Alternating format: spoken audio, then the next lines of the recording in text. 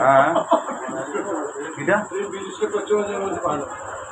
সব মুসলিম ভালো, সব মুসলিম এক হোক। সব মুসলিম ভালো, বাট মুসলিমকে ব্যবহার করে হিন্দু। মুসলিম খারাপ কে বলছে?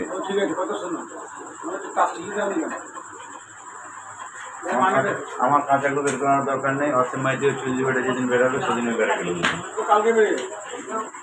খানকির ছেলে কি দালাল নাকি? আমি যদি সাধারণ পাবলিক হই, সে সারাও সাধারণ পাবলিক।